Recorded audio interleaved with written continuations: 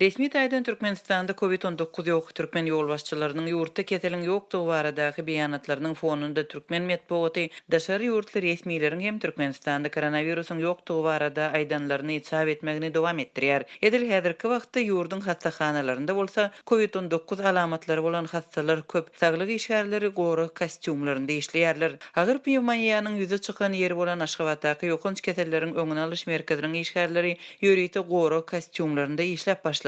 Adatlyk radiosynyň Aşgabatdaky habarçysy bu arada öz gözü bilen görenleri salgylanyp 10-njy ýylda habar berdi. Indi çoğunludaky ýokunç keseller hastaxanasynda lukmanlar, kosmonawtlary meňzeş gory geyimlerinde işleýärler. Ozal beýle däldi diýip habarçymyz aýdar. Häzirki wagtda ýurtda ýylatyň arasynda ýetip pneumonia keseli ýüze çöker. Ýokunç keseller hastaxanasynda dem alyş problemaly hastalar köp bolýar we soňky aýlarda paýtagtda ölüm ýagdaýlary epesli ýokurlandy. Adatlyk Aşgabatdaky ýokunç keseleriň öňüne alyş merkezinde birnäçe lukmanlaryň kesellenligi barada habar gowuşdy. Ýöne biz şu wagtda çenli bu maglumaty başga çeşmelerden tasdiklap bilmedik. May aýynda Adatlyň habarçylary Aşgabatyň keselhanalaryna lukmanlara COVID-19-dan ýörüýte gory kostyumyny ulanmagyň öwredilýänligi barada welaýatlardaky hastaxanalarda bolsa lukmanlara özleri üçin medisina eşiklerini we gory geyimlerini öz hasabyna tikmegiň tapşyrylanlygyny habar berdiler. Türkmenistanyň ýolbaşçylarynyň ýurtda COVID-19-yň ýokdugyny öňe sürýän wagtynda ýarym resmi türkmen onlaýn neşirleri Türkmenistanda daşary ýurt wekilleriniň türkmen resmiýetleriniň aýdanlaryny goldaýan çykyşlaryny çap etmegini dowam etdirýärler.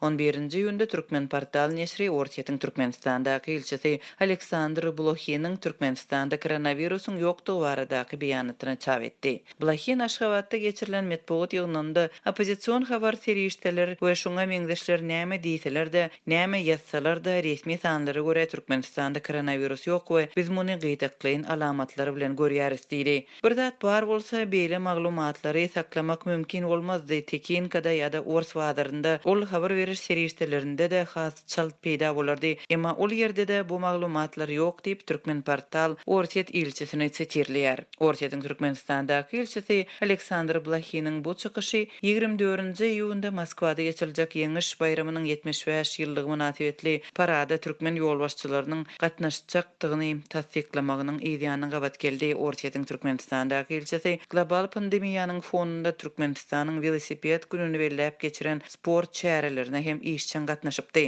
Köpçülikleýin çäreler 3-nji ýylda ýurdun prezidentiniň we onuň aktygynyň gatnaşmagynda Aşgabatda geçirilipdi. Bu aralykda Ortiýetde COVID-19 bilen kesellen türkmen raýatlarynyň sany barhartýar. Komsomolskaya Pravda gazetiniň 11-nji maýda çap eden maglumatyna görä, Türkmenistanyň 19 raýatyna Perm regionunda koronawirus ýokaşypdyr we olar Berezniki şäheriniň Wagner adyndaky regional hastaxanasynda saklanýar. Keselhananyň Instagram sahypasynda koronawirus ýokaşan hastalar Gubahada işleýän we ýaşaýan Türkmenistanyň raýatlary diýilip habar berilýär. Olar hastaxana tiz kömek gullugy tarapyndan alınıp barilypdyr. Türkmenistanyň häkimetleri ýurtda COVID-19-yň ýokdugyny öňe sürmek bilen keseliň diagnostika edilmegine degişli maglumatlary hem çap etmeýär. Şeýle-de ol ýylat saglyk ýagdaýyna degişli umumy statistikany çap etmän gelýär.